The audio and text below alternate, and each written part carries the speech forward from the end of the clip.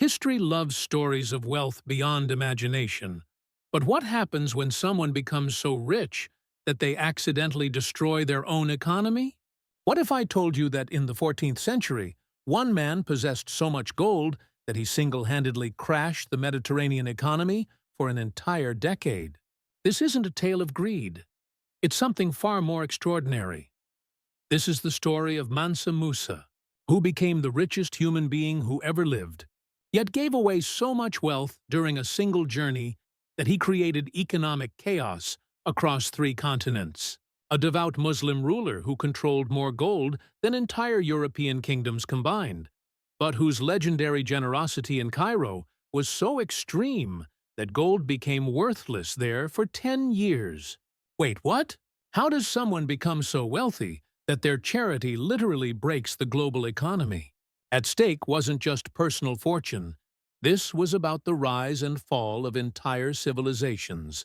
Mansa Musa's story reveals how one man's pilgrimage to Mecca would forever change the medieval world's understanding of wealth, power, and Africa itself. How does an emperor from the heart of West Africa become so rich that his name still echoes through history 700 years later? And more importantly, what price did such unimaginable wealth demand? Picture the world in 1312 CE. While Europe struggles through medieval darkness, recovering from plagues and political chaos, a golden empire flourishes in West Africa that most of the world doesn't even know exists. The Mali Empire stretches from the Atlantic coast to the bend of the Niger River, larger than Western Europe itself. This is a land where salt is worth its weight in gold, where massive trade caravans cross the Sahara like ships crossing an ocean of sand, and where the capital city of Niani rivals Paris or Constantinople in its grandeur. But unlike European kingdoms built on agriculture and warfare, Mali's power rests on something far more precious: control of the world's largest gold reserves. Every ounce of gold that glitters in European crowns, every golden coin that changes hands in Mediterranean markets, much of it begins its journey in the mines of Mali. Yet, to the outside world, this empire remains a mystery, until one man's journey changes everything. In 1324, something unprecedented is about to happen. Mansa Musa will embark on a pilgrimage to Mecca that will become the most legendary journey in medieval history. But this won't be a simple religious voyage. It will be a display of wealth so spectacular, so impossibly generous, that it will rewrite the maps of the known world and establish Africa as a continent of unimaginable riches. What happens when the world's richest man decides to show everyone exactly how rich he really is? Musa's path to ultimate power began not with gold, but with blood and politics. Born around 1280 CE, he entered the world during the reign of his grand-uncle, Mansa Sakara, in an empire already drunk on gold wealth. But wealth without wisdom is merely treasure. Musa would need to prove himself worthy of an empire that controlled the economic heartbeat of the medieval world. The Mali Empire that Musa inherited had been built by the legendary Sundiata Keita nearly a century earlier. Sundiata's Mandan Charter had established principles of social justice and governance that were revolutionary for their time, protecting the rights of women, abolishing slavery for certain classes, and establishing environmental conservation laws. But it was the empire's control of the Bambouk and Bure goldfields that transformed Mali from a regional power into a global force. Imagine standing at the confluence of the Niger and Bani rivers in the early 1300s. You're witnessing one of the world's great trading centers, Djenné, where gold from the southern mines meets salt from the northern Sahara. Arab merchants describe caravans arriving with 12,000 camels loaded with salt. White gold from the Tagaza mines, where enslaved workers toil under conditions so brutal that survival beyond a few years is rare. This salt, essential for preserving food and human health, trades ounce for ounce with gold from the southern mines. But young Musa understood something that would set him apart from every other ruler of his time. Wealth was not just about accumulation, it was about circulation, generosity, and the demonstration of divine favor. Islamic teachings emphasized that earthly riches were temporary gifts from Allah, meant to be shared with the faithful and the needy. This religious conviction would later drive the most spectacular display of wealth in human history.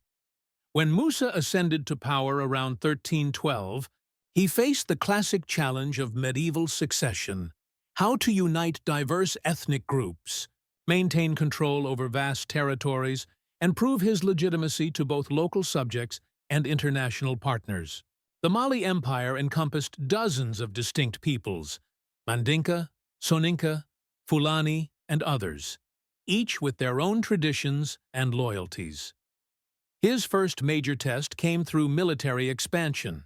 Unlike European kings who built their reputations through conquest of neighboring kingdoms, Musa's genius lay in economic warfare. He understood that controlling trade routes was more powerful than controlling battlefields. Under his leadership, Mali extended its influence eastward, bringing the crucial trading cities of Timbuktu and Gao under imperial control. Timbuktu. The name itself has become synonymous with the ends of the earth, was in Musa's time one of the world's great intellectual centers. The Sankore University attracted scholars from across the Islamic world, its libraries containing hundreds of thousands of manuscripts on subjects ranging from astronomy to Islamic law. But for Musa, Timbuktu represented something even more valuable: the final piece in his control of trans-Saharan trade. Picture this. You are a Berber merchant in 1320, leading a caravan of 1,000 camels across the Sahara. Your journey began in Cairo, loaded with manufactured goods, horses, and Arabic texts. After 30 days crossing the desert, losing perhaps a third of your animals to the brutal conditions, you arrive at the salt mines of Tagaza. Here, slabs of salt are loaded onto your surviving camels. Another 20 days south, and you reach the northern borders of Mali. What you encounter defies every stereotype about sub-Saharan Africa that you may have harbored. The customs officials who meet you are literate in Arabic, knowledgeable about Islamic law, and shrewd negotiators. The taxes you pay fund not just the emperor's court, but a vast infrastructure of rest houses, wells, and security forces that make your dangerous journey possible. Most shocking of all, the gold you receive in trade is so pure, so abundant, that it will revolutionize Mediterranean economies. Musa's true genius lay in understanding the psychology of wealth. While European monarchs hoarded their treasures in castle vaults, Musa circulated his gold throughout his empire and beyond. He established a complex system of tribute, trade taxation, and resource distribution that kept gold flowing while maintaining imperial control. The Malian taxation system was a masterpiece of medieval economics. Every gold nugget above a certain size belonged automatically to the Mansa, a royal monopoly that ensured the emperor's personal wealth while allowing common miners to profit from gold dust and smaller fines. Caravans paid taxes at every major trading center, but these fees funded the infrastructure that made trade possible: wells, rest houses, security forces, and diplomatic relations with neighboring powers. But Musa's most revolutionary economic insight was this: true wealth came not from what you owned, but from what you could afford to give away. Islamic teachings about charity and generosity aligned perfectly with West African traditions of redistribution and communal responsibility. The result was an economic philosophy that would astonish medieval observers and create the most legendary journey in African history. By 1320, Mansa Musa controlled an empire that produced an estimated two-thirds of the world's gold supply. His personal wealth, impossible to calculate in modern terms, likely exceeded the combined treasuries of every European kingdom. But wealth alone doesn't explain his historical significance. What matters is what he decided to do with that wealth, and how that decision would change the world's understanding of Africa forever. In 1324, Mansa Musa faced a choice that would define his legacy for centuries. As a devout Muslim, he was obligated to complete the Hajj, the pilgrimage to Mecca, at least once in his lifetime. But for the emperor of the world's richest empire, this religious duty would become something unprecedented, a display of wealth so spectacular that it would literally redraw the maps of the medieval world. The decision to undertake the pilgrimage wasn't just religious, it was profoundly political. The Islamic world in 1324 was dominated by Arab and Turkish powers who viewed sub-Saharan Africa as a source of gold and enslaved people, but not as a center of civilization. Musa understood that his journey could shatter these prejudices and establish Mali as a major Islamic power deserving of respect and diplomatic recognition. But how do you plan a pilgrimage when you're the richest man in the world and your empire produces more gold than the rest of the world combined? The preparation alone took over 2 years. Musa assembled what medieval chroniclers called the greatest caravan in human history. Contemporary Arab historians, known for their precision and skepticism, describe the procession in terms that strain credibility, yet multiple independent sources confirm the basic facts. Picture this magnificent spectacle. 60,000 people departing from Niani in early 1324. At the caravan's heart rode Musa himself. But this was no simple royal procession. 12,000 personal servants dressed in silk and brocade accompanied the emperor. 500 servants carried golden staffs, each weighing over 4 pounds. But the true measure of Musa's wealth walked on 4 legs. 80 camels, each carrying 300 pounds of pure gold dust. Let that sink in for a moment. 80 camels times 300 pounds each equals 24,000 pounds of gold, roughly $350 million in today's currency. And that was just the gold dust for distribution.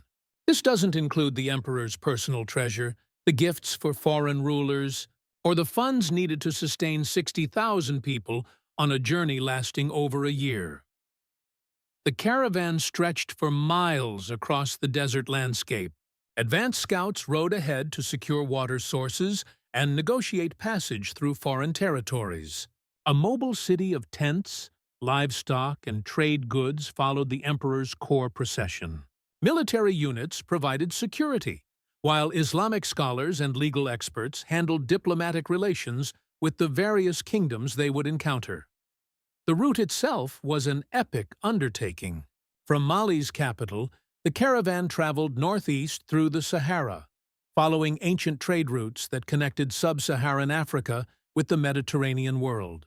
Their first major stop was the Almoravid territories in present-day Mauritania and Morocco, where Musa's wealth first began to attract international attention. But it was in Cairo that Mansa Musa's journey transformed. From pilgrimage into legend, Cairo in 1324 was one of the world's great metropolises, the capital of the Mamluk Sultanate, a center of Islamic learning, and the crucial link between European, Asian, and African trade networks. The city had welcomed wealthy pilgrims before, but nothing had prepared them for Mansa Musa. Al-Umari, the Syrian historian, provides our most detailed account of what happened next. When Musa arrived in Cairo, he was invited to meet with Sultan al-Nasir Muhammad. Protocol demanded that visiting rulers prostrate themselves before the Sultan. But Musa refused. He would bow only to Allah. This wasn't arrogance. It was a careful assertion of his status as an independent Islamic ruler, equal in standing to any other Muslim monarch. The Sultan, impressed by Musa's dignity and curious about his legendary wealth, received him as an honored guest rather than a supplicant. What followed was a display of generosity that defied comprehension. For 3 months in Cairo, Mansa Musa distributed gold with a liberality that shocked even the cosmopolitan Egyptians. He gave gold to everyone he met: scholars, officials, beggars, merchants, and common citizens. The amounts were staggering by any standard. Contemporary sources describe him giving away pounds of gold as casual gifts, funding the construction of mosques, and purchasing Egyptian goods at prices far above market value simply because he could afford it. Al-Umari writes that 12 years later, people in Cairo were still talking about Musa's visit. But here's where the story takes an unexpected turn. Musa gave away so much gold that he created economic chaos throughout the Eastern Mediterranean. Economics 101 tells us that when you flood a market with any commodity, its value decreases. But what happened in Cairo was unprecedented in medieval economic history. The sudden influx of gold was so massive that it triggered deflation in gold prices that lasted for over a decade. Gold, the standard of wealth and international trade, became temporarily less valuable than silver in some Egyptian markets. Think about this. Mansa Musa's generosity was so extreme that he accidentally crashed the gold market across 3 continents. Merchants who had traveled from Europe and Asia to trade in Cairo's famous gold markets found their business models destroyed overnight. The ripple effects spread through Venice, Genoa, Constantinople, and Baghdad. The entire medieval global economy felt the impact of one man's charity. But the economic disruption reveals something profound about the scale of Mali's wealth. For Musa to give away enough gold to affect international markets suggests that his empire's gold reserves were truly astronomical, larger than anything the medieval world had previously encountered. Word of Musa's legendary generosity spread faster than his caravan could travel.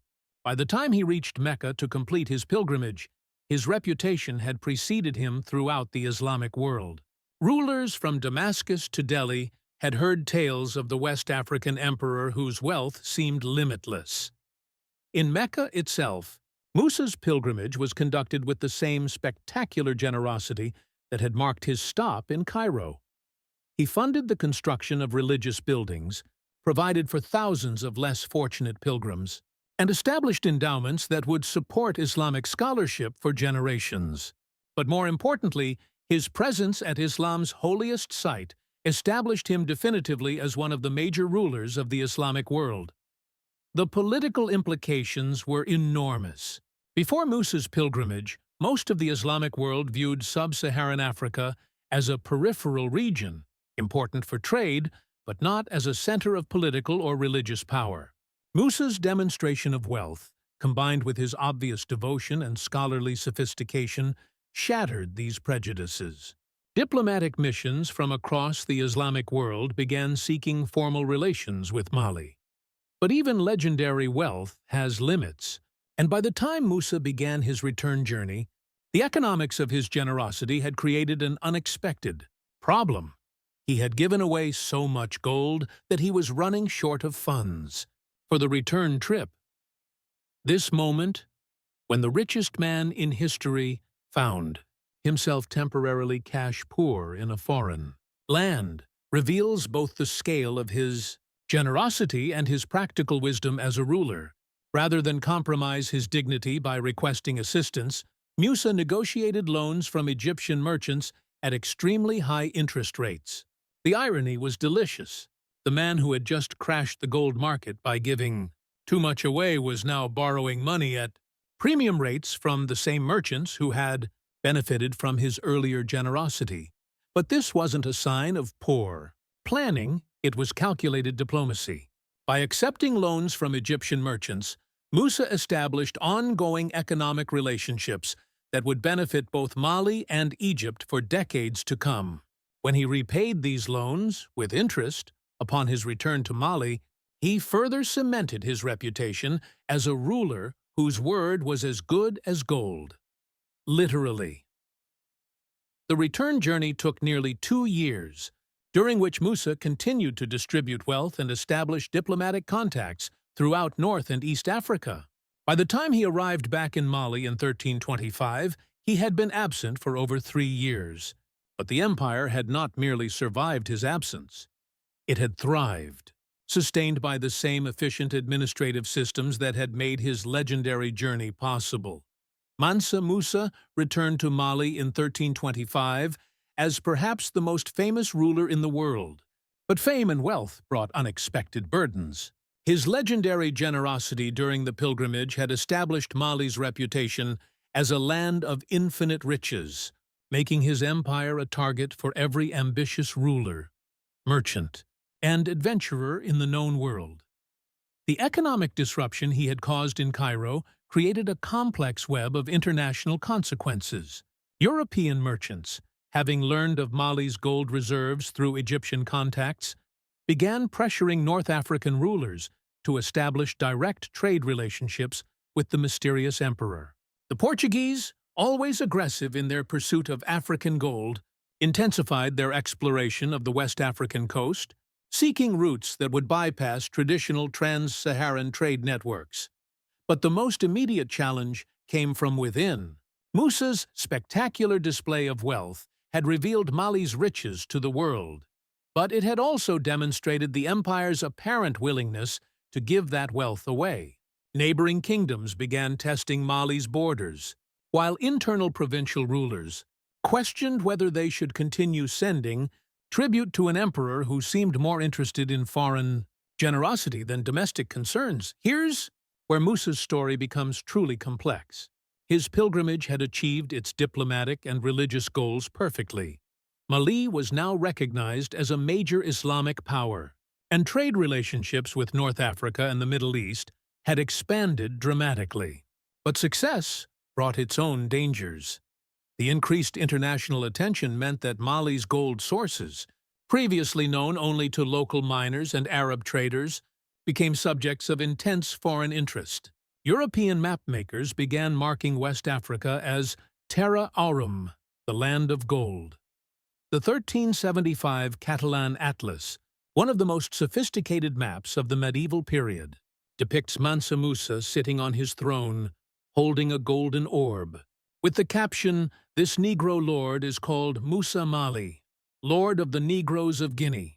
So abundant is the gold which is found in his country that he is the richest and most noble king in all the land." This international recognition was a double-edged sword. While it brought diplomatic prestige and expanded trade opportunities, it also painted a target on Mali's back. Every European power with maritime ambitions began planning expeditions to reach the source of West Africa's gold directly, bypassing the Muslim merchants who had previously controlled trans-Saharan trade. Within Mali itself, Musa faced the challenge of governing an empire that had become the medieval world's symbol of inexhaustible wealth. Provincial governors demanded increased military support to defend against foreign incursions. Local populations expected their famous emperor to demonstrate the same generosity at home that he had shown abroad. Most critically, the revelation of Mali's wealth reserves had upset the careful balance between secrecy and prosperity that had protected the empire for generations. Musa responded with characteristic intelligence and adaptability. Rather than retreat from international engagement, he leaned into Mali's new role as a global power. He established formal diplomatic relations with Egypt, Morocco, and other Muslim states. Trade protocols were standardized, and Mali began minting its own gold currency to facilitate international commerce. But the most significant change was architectural and symbolic. Musa commissioned the construction of new mosques, palaces, and administrative buildings throughout Mali, but particularly in Timbuktu. These weren't just displays of wealth, they were statements of permanent power, designed to demonstrate that Mali's riches were backed by sophisticated governance and Islamic legitimacy. The expansion of Timbuktu during Musa's later reign represents one of history's great urban development projects. The famous Sankora University was expanded and endowed with Musa's personal funds, attracting scholars from across the Islamic world. Libraries were built to house hundreds of thousands of manuscripts. The city became a genuine intellectual center, where African, Arab, and European scholars collaborated on projects ranging from astronomy to Islamic jurisprudence. By 1330, Mansa Musa had ruled Mali for nearly 2 decades and transformed it from a wealthy regional power into a global empire. But the very success of his pilgrimage created ongoing obligations that would define the remainder of his reign. International trade had expanded dramatically, but this meant constant negotiations with foreign merchants and diplomatic missions from distant kingdoms. The gold trade that had made Mali wealthy now required sophisticated international agreements to prevent conflicts over mining rights and trade routes. Most challenging of all, Musa's reputation for generosity had created expectations, both domestic and international, that required careful management. The emperor, who had once been able to give away gold by the pound, now had to balance his legendary generosity against the practical needs of governing a complex empire. Every public appearance was scrutinized for signs of the legendary wealth. Every diplomatic gift was measured against the spectacular generosity of the Cairo visit. The man had become a symbol, and symbols are harder to sustain than empires. Musa's later years were marked by military campaigns that revealed both the extent of Mali's power and the challenges facing any medieval African empire. Attempting to maintain control over vast territories, his forces successfully conquered Gao, bringing the entire Niger River bend under Malian control. But these military successes required enormous expenditures and constant attention to logistics and supply. The irony was profound. The emperor, who had become famous for his peaceful pilgrimage and religious devotion, was forced to spend his final years as a military commander, defending and expanding an empire that had become too valuable for its neighbors to ignore. The wealth that had brought him international fame also brought endless conflicts over borders, trade routes, and tributary relationships. When Mansa Musa died around 1337, he left behind an empire at the height of its power, but facing challenges that his legendary wealth alone could not solve. His son Megan inherited vast territories, sophisticated administrative systems, and international recognition, but also the burden of maintaining an empire that the world now knew was built on finite gold reserves. When news of Mansa Musa's death reached Cairo in 1337, gold prices actually fluctuated in Mediterranean markets, a testament to how thoroughly one man's wealth had intertwined with international economics. The emperor who had accidentally crashed. The gold market, through his generosity, had become such a symbol of African wealth that his passing created uncertainty about the future of trans-Saharan trade. But Musa's immediate successors faced challenges that illustrated the fundamental contradictions of his legacy. His son Maghan ruled for only 4 years before being overthrown by his uncle Suleiman, suggesting that the internal political systems of Mali were less stable than its enormous wealth had made them appear. The empire that had seemed invincible during Musa's reign began showing signs of the territorial overextension and administrative strain that would eventually lead to its fragmentation. The historical impact of Mansa Musa's pilgrimage extended far beyond the borders of medieval Mali. His journey fundamentally changed how Europeans, Arabs, and other Africans viewed sub-Saharan Africa. Before 1324, most of the outside world saw the region as a source of gold and enslaved people, but not as a center of political power or Islamic civilization. Musa's demonstration of wealth, sophistication, and religious devotion shattered these stereotypes permanently. The 1375 Catalan Atlas, created 50 years after Musa's pilgrimage, represents a watershed moment in global geographical knowledge.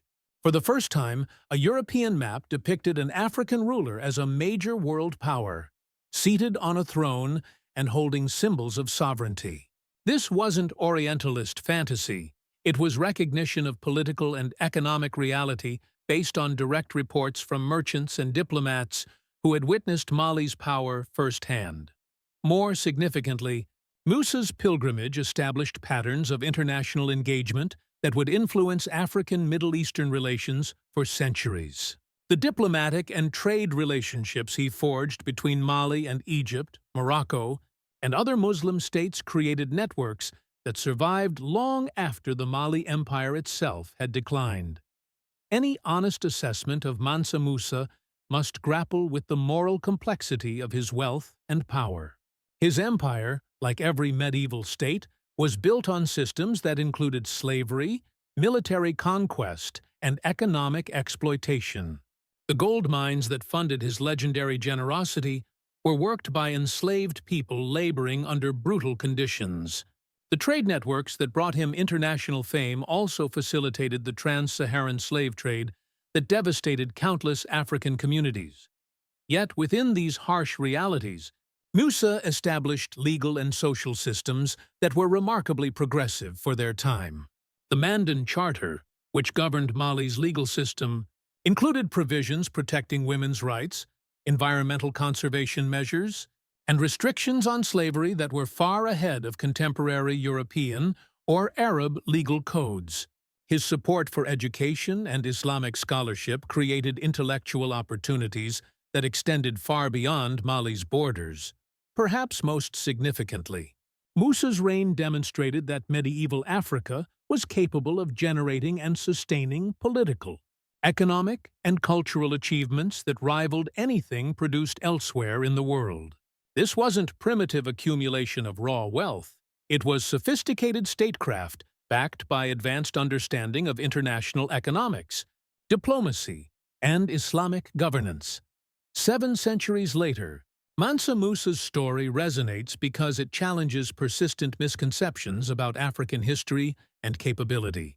His empire's achievements in education, architecture, governance, and international trade occurred during Europe's so-called Dark Ages, providing concrete evidence that medieval Africa was home to some of the world's most sophisticated civilizations. But his story also offers sobering lessons about the relationship between wealth and power.